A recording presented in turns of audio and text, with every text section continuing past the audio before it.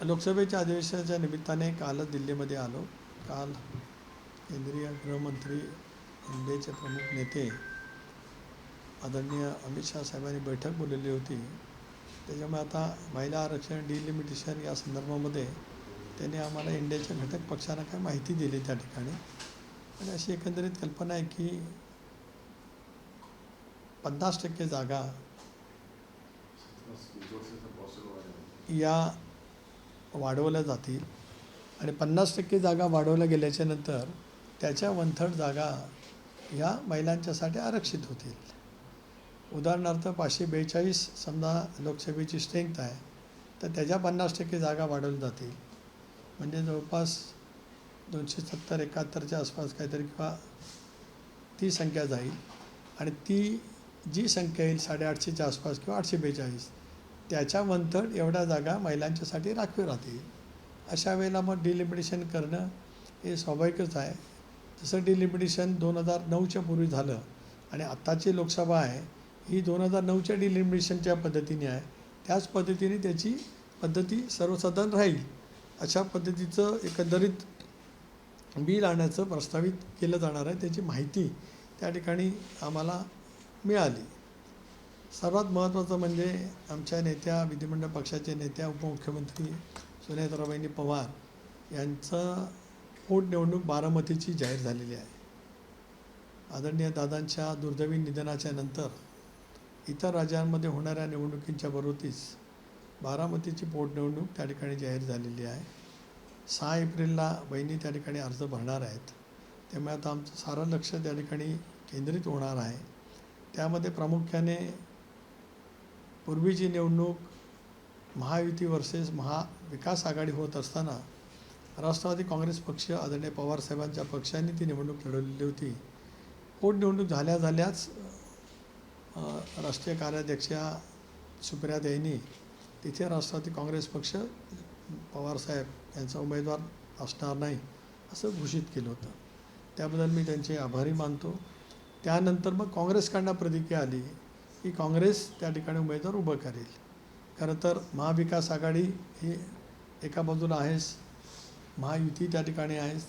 तशी स्थिती आली तर मी आणि प्रफुल्लबाई दिल्लीमध्ये काँग्रेसच्या श्रेष्ठींशी बोलून, कारण ही पोटनिवडणूक दादांच्या दुर्दैवी निधनाने त्या ठिकाणी झालेली असल्यामुळे ती शक्यतो बिनविरोध व्हावी असं आमचा एक प्रयत्न त्या ठिकाणी राहील.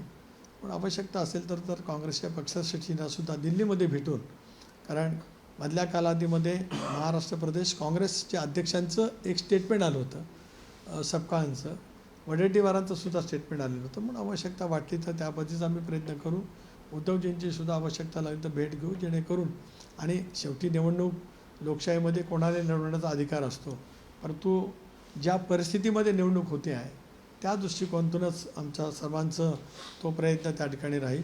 6 तारखेला अर्ज भरायला पक्षाचे सर्व मंत्री असतील, आम्ही सगळेजण त्या ठिकाणी असू आणि मोठ्या मताधिक्याने किंवा बिनविरोध होणं हा त्याच्यातला एक महत्त्वाचा भाग त्या ठिकाणी हा राहू शकतो.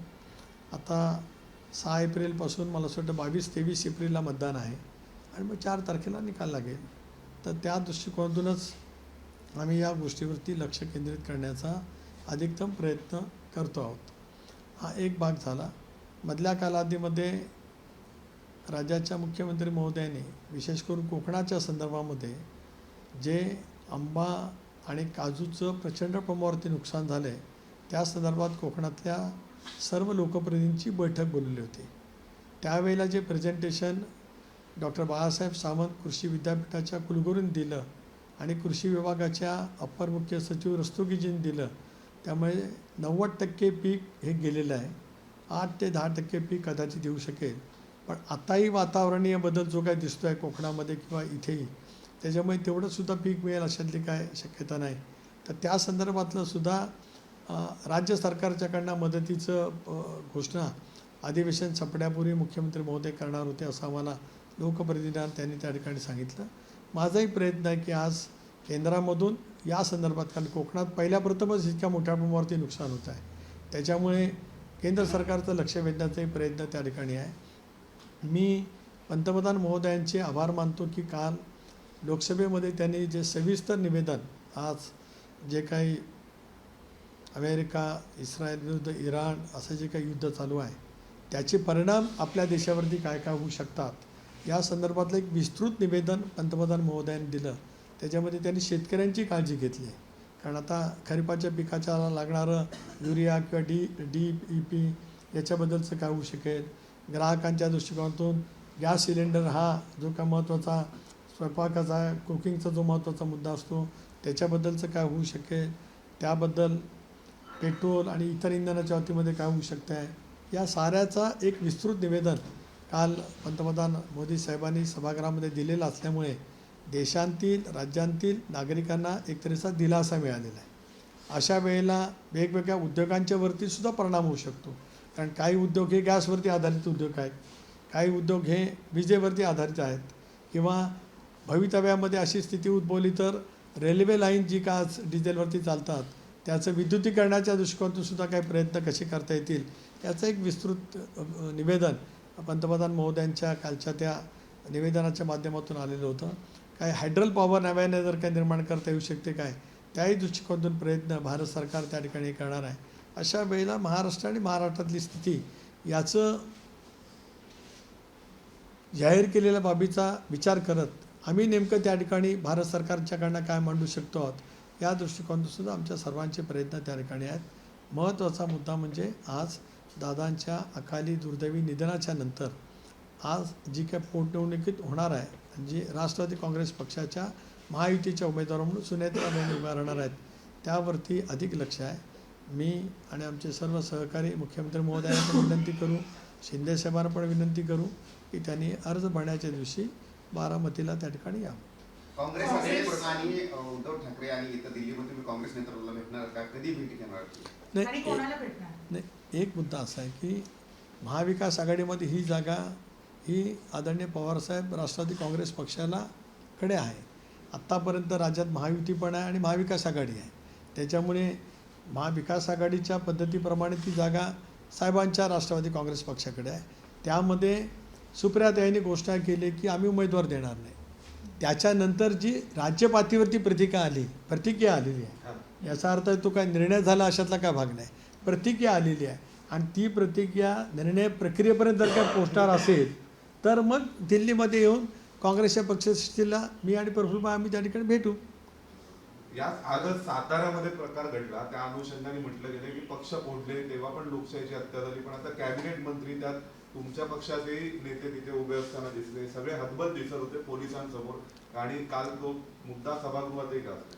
काल विधानसभेत विधान परिषदेमध्ये या विषयावरती एक चर्चा झाली, सभागृहामध्ये सुद्धा विधानसभेमध्ये ते मांडलं गेलं. त्यानंतर मी जे ऐकलं आहे की मुख्यमंत्री महोदयांनी त्याच्यामध्ये उत्तर देत असताना आज या विषयावरती सविस्तर निवेदन करण्याचं माननीय मुख्यमंत्री महोदयांनी विधानसभेमध्ये घोषित केले. ते स्वाभाविकपणाने या संदर्भातलं विवेचन मुख्यमंत्री महोदय त्या ठिकाणी निश्चितपणाने करतील कारण मकरंद आबा राष्ट्रवादी काँग्रेस पक्षाचे माझे वरिष्ठ सहकारी आहेत, मंत्रीसुद्धा आहेत, शंभूराज हे सुद्धा मंत्री त्या ठिकाणी आहेत. त्या दोन्ही सभागृहामध्ये तिथे घडलेल्या घटनाचा क्रम सविस्तरपणाने त्या ठिकाणी सांगितलेला आहे आणि मुख्यमंत्री महोदयांनी सुद्धा सभागृहात ते ऐकलेलं आहे. अशा वेळेला चर्चेचा समारोप करत असताना मुख्यमंत्री महोदयांनी हे आश्वस्त केलं की आज या विषयावरती सभागृहामध्ये ते निवेदन करणार आहेत. पण तुम्हाला पक्षाचे नेते म्हणून तुम्ही या प्रकरणी एनडीएचे घटक पक्षात एनडीएच्याच घटक पक्षाला जर मंत्र्याला मारहाण होते तर तुम्ही काही एनडीएच्या वरिष्ठ नेत्यांशी पण या संदर्भात चर्चा करणार का? एक बाब नक्की आहे की सातारा पोलीस अधीक्षक आणि तिथले LCBचे पोलीस अधिकारी यांनी निवडणुकीच्या दिवशी जे काय केलेलं आहे ते आपण संबंध चॅनलवरती ते पाहिलेलं सुद्धा आहे, ते लोकल चॅनलवरती सुद्धा लाईव्ह त्या ठिकाणी आहे. एवढंच नव्हे तर दोन्ही मंत्री महोदयांनी दोन्ही सभागृहामध्ये स्पष्टपणाने घटनाक्रम सांगितलेला आहे. हे शेवटी पोलिसी बळ हे चुकीचं आहे पण शेवटी राज्याचे मुख्यमंत्री आज निवेदन करतील याचा अर्थ त्यांच्याकडे सुद्धा ती माहिती आहे आणि लोकशाहीमध्ये शेवटी राज्यात आज आम्ही महायुतीमध्ये आहोत एकत्रितपणाने देशामध्ये एनडीएच्या नेतृत्वाखाली आज आम्ही भारतीय जनता पक्षाच्या नेतृत्वाच्या सोबत शिंदेसाहेब म्हणजे शिवसेना आणि राष्ट्रवादी काँग्रेस पक्ष आहे. राज्यामध्ये सुद्धा देवेंद्रजी आहेत, शिंदेसाहेब आहेत, सुनेत्राबाई आहेत, हे त्या ठिकाणी नेतृत्व करत आहेत. अशा वेळेला एका जिल्हा परिषदेमध्ये स्थानिक पातळीवरती घडलेली घटना आणि पोलिसांचा हस्तक्षेप योग्य नाही असं माझं स्पष्ट मत आहे. साताऱ्यासारख्या प्रकार खपवून घेणार नाही. त्यांच्या पण हाताला मुख्यमंत्र्यांनी लागलं. उपमुख्यमंत्र्यांना हा स्ट्रेट इशारा दिला असं समजून येते. रात्रपर्यंत दोघांची बैठक झाली आणि त्यात हेही सांगितलं की मोठा पाहून समजून घेतलं जाणार, पण अशा प्रकारचे ते खपवून घेणार. नाही, कोणाची बैठक झाली? मुख्यमंत्री आणि शिंदेची आणि उपमुख्यमंत्री. फडणवीसांची. शिंदेंनी असा इशारा दिला असं समजतं. नाही आता फडणवीस. आता फडणवीसांनी एक बाब कसं आहे की दोन नेत्यांची बैठक झाली असेल आणि त्या बैठकीमध्ये काही चर्चा झाली असेल तर ती अधिकृत चर्चेचा तपशील आपल्या कोणाकडे नाही. ही फक्त सूत्रांच्या माध्यमातून आलेली माहिती आहे. शेवटी ते दोन्ही राज्याचे नेते आहेत. मी पण घटक पक्षाचा एक राज्याचा प्रमुख आहे. जोपर्यंत त्या दोघांचा तपशील समजत नाही तोपर्यंत प्रतिक्रिया देणं उचित राहणार नाही. दोन्ही एक समाधार नेते आहेत. कोएलिशन कसं चालवायचं दोघांनाही अनुभव आहे. 14 ते 19 देवेंद्रजींनी भारतीय जनता पक्ष आणि शिवसेनेचं सरकार चालवलं. त्याच्यानंतरच्या कालावधीमध्ये शिंदेसाहेबांनी भारतीय जनता पक्ष, शिवसेना, त्यानंतर राष्ट्रवादी काँग्रेस पक्षाचं सुद्धा सरकार चालवलं. आताही देवेंद्रजी भारतीय जनता पक्ष, शिवसेना, राष्ट्रवादीचे सरकार चालवत आहेत. अशा वेळेला कोएलिशनचं सरकार चालवण्याचा दोघांनाही अनुभव आहे. त्याच्यामुळे एखादी घटना घडली त्याच्यात शंकाचं काय कारण आहे. ते दोघी नेते सक्षम आहेत, ते चर्चा करतील. त्यामुळे कुणी काय कोणाला इशारा दिला हा काय महत्त्वाचा भाग नाही. राज्य आम्हाला अधिक त्याच पद्धतीने चालवायचं आहे. इंडिया म्हणूनच चालवायचं आहे. देशामध्ये इंडिया म्हणून आम्ही काम करणार आहोत. काही वेळेला भांडायला लागतं, काही वेळेला एखादी घटना घडत असते, पण चर्चेअंती त्याच्यातनं अनेक मुद्दे संपुष्टात येऊ शकतात. भांडण आउटिंग पब्लिक आहे. काल विधान भवनात ज्या प्रकाराने 2 मित्रपक्षांनी ज्याला पक्षी कार्यकर्त्यांचे लागतात, मारामाऱ्या होतात कॅबिनेट. तुषार दोषी पोलीस अधीक्षकांवर थेट निलंबनाचे आदेश दिले गेले. तेच पूर्वी आंतरवाली सराटीत कसले होते. मित्रपक्ष इतर ठिकाणी जरा ते शांत अधीक्षक बसून वादग्रस्त भूमिकेत दिसतात. नाही, एक असं आहे की तो उल्लेख शंभूराज देसाई यांनी त्यांच्या साताऱ्याच्या घटनेच्या नंतर बाईटमध्ये सुद्धा दिला. सभागृहामध्ये सुद्धा त्यांनी ते मांडला की ज्या वेळेला जालन्यामध्ये अंतरवेलीच्या ठिकाणी जी काय घटना झाली त्यावेळेला सुद्धा ते पोलीस अधीक्षक होते. मला माहीत नव्हतं की ते तिथे होते. ते पण शंभूराजनी सांगितलं याचा अर्थ ते नक्कीच कॅबिनेट मंत्री आहेत. त्यांना ते साताऱ्याचे पालकमंत्री आहेत, त्यांना माहिती असेल. पण या सगळ्या गोष्टीचं ज्यावेळेला 2 नेते बसतील किंवा आमच्या नेत्यांनासुद्धा ज्यावेळेला बोलवलं जाईल, कारण राष्ट्रवादी काँग्रेस पक्षसुद्धा साताराच्या घटनेमध्ये राष्ट्रवादीचे 2 पक्षाच्यामध्ये जास्ती उमेदवार निवडून आले. जिल्हा परिषद अध्यक्षपदाचा उमेदवार राष्ट्रवादी काँग्रेस पक्षाचा होता. त्यामुळे चर्चेच्या वेळेला ज्या वेळेला आमच्या नेत्या म्हणून वहिनींना बोलवलं जाईल त्याला वहिनीसुद्धा पक्षाची भूमिका नक्की त्या ठिकाणी मांडतील. मुख्यमंत्र्यांच्या भेटीला गेलेल्या आहेत. अशोक सराफ प्रकरणावरती मुख्यमंत्री सभागृहात बोलणार आहेत. त्या अगोदर सुनेत्रा वहिनी मुख्यमंत्र्यांच्या भेटीला गेलेल्या आहेत. काय नक्की विषय असतो? नाही, मला माहीत नाही ना. शेवटी मी दिल्लीमध्ये आहे. सभागृहाचं कामकाज चालू असताना मुख्यमंत्री, उपमुख्यमंत्री यांच्या भेटी नियमित होत असतात. उद्या विधानसभेचं अधिवेशन संपणार आहे, त्याच्या पार्श्वभूमीवरती सुद्धा भेटी असू शकतात. इतरही काय बाबी असू शकतील. तर त्यांच्या दोघांच्या भेटीचा तपशील मला ज्ञात असंच काही कारण नाही. पण महायुती मजबूत करणं आणि महायुतीमध्ये कुठे कुठे काय घटना घडल्या असतील तर त्याच्या संदर्भामध्ये चर्चा करणं हे गेल्या अनेक वर्षामध्ये होतच आलेलं आहे. दादा असतानासुद्धा अनेक वेळेला दादा उपमुख्यमंत्री म्हणून मुख्यमंत्र्यांजवळ चर्चा व्हायची, उपमुख्यमंत्री म्हणून शिंदेसाहेबांजवळ सुद्धा चर्चा व्हायची. अनेक वेळेला प्रदेशाध्यक्ष म्हणून मी तिथे असेल तर उपस्थित राहायचो. हा शेवटी हा प्रक्रियेचा भाग आहे. कोएलिशन गव्हर्नमेंट चालवत असताना महाराष्ट्रासारखं एक प्रगत राज्य ज्या वेळेला आपलं कार्यक्षमपणाने काम करत असतं त्यावेळेला घटक पक्षांची संवाद हा एक महत्त्वाचा असतो. तो तर त्या ठिकाणी नियमित होत असतो. दुसरा मुद्दा असा आहे की राज्यामध्ये खराब प्रकरणामध्ये रोज नवीन अपडेट येत आहेत. अधिकाऱ्यांचं सुद्धा नाव येते आणि तुमचा असेल किंवा पोलिसांकडे असेल प्रदेश श्रीमतीचा राजीनामा वगैरे होते. तुमच्या पक्षांतर्गत काय चर्चा आहे? तुम्ही जे सांगितलं प्रदेशाध्यक्ष पदाच्या राजीनाम्याची त्यांच्या मागणी होती रुपाली चाकणकरांच्या, आणि त्यांनी तेच उत्तर दिलं बोटाच्या संदर्भामध्ये. आणि माझं पण बोट अडत होतं. नाही, कोणी काय उत्तर द्यावं मला माहीत नाही. माझं बोट लोकसभेच्या निवडणुकीचा अर्ज भरताना त्याच्या 2 दिवस आधी अलिबागला कशा पद्धतीने ॲडव्होकेट प्रवीण ठाकूर माझ्या जिल्ह्यातील एक नामांकित सिनियर वकील आहेत. ते मधुशेठ ठाकूर म्हणून आमचे माजी आमदार होते. त्यांची समाधी आहे. त्यांच्या गावातल्या समाधीला दर्शन घ्यायला गेलो तेवढ्यात ते प्रवीण ठाकूर मला भेटायला आले. मग प्रवीण ठाकूरांनी कबूल केलं की ते माझ्या समोरचे उमेदवार आनंद गीतेचं काम करत होते, पण एक कौटुंबिक नात्याने भेटायला आले. त्यांना भेटून मी निघाले असताना त्यांनी दरवाजा लावला. त्यावेळेला माझ्या इथे जखम झाली. तिथेच चोंडीच्या हॉस्पिटलमध्ये जाऊन 5 मला स्टॅपलनी टाके मारले. ते नंतर मी दिल्लीत आलो होतो त्यावेळेला सुद्धा होतं. आपण जर काय माझे दिल्लीमध्ये आल्याच्यानंतर बघितलं असेल ते होतं. आता याचा अर्थ कोण कुठे लावणार असेल तर दुर्दैव आहे, याच्यापेक्षा काय म्हणू. पण कायद्याची ऐकू कारवाई दर करणार का? केली, मी गुन्हे दाखल केलेत. त्याच्यामुळे एक भाग आहे. दुसरी बाब असा आहे की दुसरा माफ केलेला सुद्धा जो नाहीच आहे तो पण आला. त्याच्यामुळे एक माननीय मुख्यमंत्री महोदयांनी SIT स्थापन केले. एक सातपुते ज्येष्ठ IPS अधिकारी त्याच्या प्रमुख आहेत. त्यांनी त्याची व्याप्ती वाढवलेली आहे. सखोलपणाने तपास करण्याचं मुख्यमंत्र्यांनी काल सभागृहामध्ये आश्वासन केलेलं आहे. आज मुख्यमंत्री त्याच्यावरती निवेदन करणार आहेत. राष्ट्रवादी काँग्रेस पक्षाचा अध्यक्ष म्हणून, खासदार म्हणून माझीसुद्धा मागणी स्पष्टपणाची आहे की याचा सखोल तपास व्हावा. खरासारख्या विकृत मनोवृत्तीच्या विरोधामध्ये जे कठोर कारवाई करायची असेल ते त्या ठिकाणी केली जावी. ही राष्ट्रवादी काँग्रेस पक्षाची स्वच्छपणाची भूमिका आहे. आता माझ्या संदर्भातलं जे काय दाखवलं गेलं आहे त्याचा माझ्याकडनं खुलासा झाला आहे. यापेक्षा या गोष्टीला मी अधिक महत्त्व देऊ इच्छित नाही. याचं कारण जी घटना केव्हा घडले हे आपल्यापैकी सर्वांना ज्ञात आहे. आणि त्यावेळचे 2024मध्येच अलिबागमध्ये झालेली घटना आहे.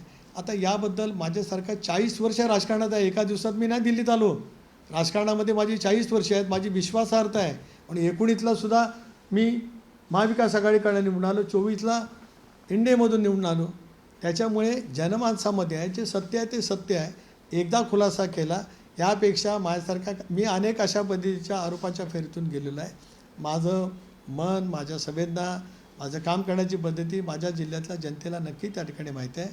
पण यापेक्षा याच्यावरती बोलण्यासारखं काही शिल्लक राहिलं आहे. आणि या संदर्भातला खुलासा केला गेलेला आहे. या संदर्भातला ज्यांनी कोणी आरोप केले त्यांच्यावरती वेगवेगळ्या पोलीस स्टेशनमध्ये आम्ही गुन्हेही त्या ठिकाणी दाखल करतो आहोत. पुन्हा एकदा मी सांगतो की माननीय मुख्यमंत्री महोदयांनी राज्याचे गृहमंत्री म्हणून SIT स्थापन केली. अधिक खोलवरपणाने या संदर्भातला तपास करावा. जे कोण दोषी आढळतील त्या सर्वांच्यावरती कारवाई करावी. खरासारख्या विकृत मनोवृत्तीच्यावरती सुद्धा कायद्यामध्ये जी तरतूद असेल त्या त्याप्रमाणे कठोर कारवाई लवकरात लवकर व्हावी अशी ज्यांचे photos अशी आहेत, अशी अशी माझी मागणी आहे. तुमच्यासमोर कधी झाल्यात का? महिलांचे तुमच्यासमोर photo अशा माफ केले पद्धतीच्या जातात. कधी पूजा झाल्या आहेत का? कारण अनेक मंत्री दिसत आहेत की जे पूजा करताना दिसत आहेत. तुमच्यासमोर अशा कधी पूजा झाल्यात का? तुमचे फोटो आहेत म्हणून हा प्रश्न आहे. कधी तुम्ही अशी पूजा केली आहे का? नाही बघा, आपण सुद्धा राजधानीतले पत्रकार आहात आणि आपण सर्वजण एक आध्यात्मिक विचाराचे आहोत. आणि मी श्रद्धा मानणार आहे पण मी अंधश्रद्धा नक्की नाही. अनेक वेळेला आपण आमच्याकडे गणपती येतात, गणपतीच्या निमित्ताने पूजा असतात. महाशिवरात्रीला जात असतो तर रामनवमीच्या निमित्ताने अनेक मंदिरामध्ये माझ्या गाठीभेटी वर्षानुवर्ष होत असतात. त्याच्यामुळे कुठे मंदिरामध्ये जाणं म्हणजे काहीतरी तुम्ही दोष करणं असं नाही. मी पुन्हा एकदा वारंवार आपल्याला सांगू इच्छितो आहे पूर्णपणाने की या प्रकरणाची सखोल चौकशी केली जावी. आणि त्या सखोल चौकशीतून सर्व काही सत्य राज्यातील नव्हे तर देशाच्या जनतेपुढे माननीय मुख्यमंत्री महोदयांनी लवकरात लवकर आणावं आणि कठोर कारवाई करावी. एवढंच माझी या विषयावरचं मला आपल्याला सांगायचं आहे. ज्यांचा फोटो आणि ज्यांचे व्हिडिओज आहेत त्यांच्यावरती पण कारवाई करा. आणि त्यामध्ये म्हणतो की काल काही बैठकी झालेल्या आहे आणि बैठकी नंतर पक्षाची भूमिका आहे त्यामध्ये तुम्ही जागा वाढवा. आज काही चर्चा होणार आहे का त्या संदर्भात? आणि या महिला आरक्षणाचा विजय कशा पद्धतीने शेड्यूल केलं झालेलं आहे? नाही, त्याचं शेड्यूल जे काही नक्की झालेलं आहे ते 2029ची निवडणूक ही 33% महिला आरक्षणासह करण्याचा निर्णय भारत सरकारने केलेला आहे. मोदी साहेबांनी या देशामध्ये क्रांतिकारी बदल जे काही केले त्या क्रांतिकारी बदलाचा हा एक महत्त्वाचा टप्पा आहे की देशामध्ये 33% महिला या संसदेमध्ये येतील, विधानसभेमध्ये त्या ठिकाणी येतील. त्यासाठी गेल्या माझ्या माहितीप्रमाणे 71 साली 542 जागा झाल्यात किंवा 67च्या आसपास असतील. त्याच्यानंतर गेल्या 55 वर्षामध्ये लोकसंख्या मोठ्या प्रमाणावरती वाढली परंतु लोकसभेची किंवा विधानसभेची संख्या तेवढीच राहिली. उदाहरणार्थ महाराष्ट्राची 288 आहे, लोकसभेची 542 आहे. आता अनायासे 33% जागा महिला भगिनींच्यासाठी ज्याला आरक्षित होतात त्यावेळेला नवीन डिलिमिटेशन करत मी मगाशी खुलासा केल्याप्रमाणे अस्तित्वात असलेल्या जागांच्या 1.5 जागा होतील. म्हणजे महाराष्ट्राची स्ट्रेंथ 288 अधिक 1.5 म्हणजे 144 अधिक एवढी होईल. त्याच्या 1/3 ह्या जागा महिलांच्यासाठी आरक्षित होतील. ते आरक्षित करताना कशा पद्धतीने आरक्षण टाकलं जाईल ते डिलिमिटेशन कमिटीच्या एक बिल आणावं लागेल, त्याच्यामध्ये नमूद करावं लागेल. डिलिमिटेशन कमिशन नेमावं लागेल. त्याच्यातही वेगवेगळ्या राजकीय पक्षांचे लोकप्रतिनिधी त्या डिलिमिटेशन कमिटीचे एक सदस्य असतात. म्हणजे कमिशन वेगळं असतं पण त्याच्यामध्ये बोलवलं जात असतात आणि आपली भूमिका मांडली जात असते. जे 2009च्या वेळेला अनुभवलेलं आहे ते. जसं माझा माणगाव मतदारसंघ त्याला अबॉलिश झाला. म्हणजे रायगड जिल्ह्यामध्ये एक मतदारसंघ असा आहे रायगड महाराष्ट्रात माणगाव, ज्याच्यातून मी 3 वेळेला विधानसभेवरती आलो, तो अबॉलिश झाला. उरण नवीन निर्माण झाला आणि माझ्या विधानसभा मतदारसंघाचे 4 तुकडे झाले. काही भाग शिवधनला गेला, काही महाडला गेला, काही अलिबागला गेला, काही पेण विधानसभा मतदारसंघात गेला. आताही डिलिमिटेशन होत असताना लोकसभेची पण परिसीमान होईल आणि विधानसभेचं पण होईल. आता ते होत असताना त्याचं कशा पद्धतीने होणार. आता पूर्वी बघा महाराष्ट्रामध्ये लोकसभेच्या नंबर जे असतात तर 1 राजापूर, 2 रत्नागिरी आणि 3 कुलाबा. त्यावेळेचं 3 कुलाबा ज्यावेळेला बॅरिस्टर अंतुले साहेब किंवा गीतेजी निवडून येत होते त्याला 3 कुलाबा. आता 32 रायगड आहे. आता 1 कुठं आहे तर 1 नंदुरबारला आहे. तर ही जी काही नंबर असतात ह्या नंबरप्रमाणे रचना होत जात असते आणि मग दक्षिणेकडून उत्तरेकडे किंवा काय हे जे डिलिमिटेशन कमिशन नेमलं जाईल, लिमिटेशन कमिशन, त्याच्या अखत्यारीत ह्या सगळ्या बाबी त्या ठिकाणी येतील आणि त्याच्या अनुषंगाने होईल. आणि मग ते झाल्याच्या नंतर 2028पर्यंत होणं अपेक्षित आहे. 2029ची निवडणूक ही मात्र या 33% महिला आरक्षणासारखी प्रमाणे होईल असं एकंदरीत मोदी साहेबांच्या नेतृत्वाखालच्या इंडियाच्या सरकारने ठरवलेलं आहे. आता आमचं आमचं लक्ष पूर्णपणाने वहिनींच्या त्या निवडणुकीकडे आहे. मी आज आपल्याजवळ संवाद केला, मलाही सभागृहात जायचं आहे, मला चर्चेमध्ये भाग घ्यायचा आहे. विस्तृतपणाने माझ्या दिल्लीच्या भेटीची आपल्या सर्वांना माहिती दिली. आपल्या सर्वांचे आभार, धन्यवाद. देश विदेशातील प्रत्येक घडामोडींचे लाईव्ह अपडेट मिळवण्यासाठी आता साम टीव्हीच्या सर्व सोशल मीडिया प्लॅटफॉर्मला लाईक, फॉलो आणि सबस्क्राईब करा. तसंच सर्व नोटिफिकेशनसाठी बेल आयकॉन प्रेस करायला विसरू नका.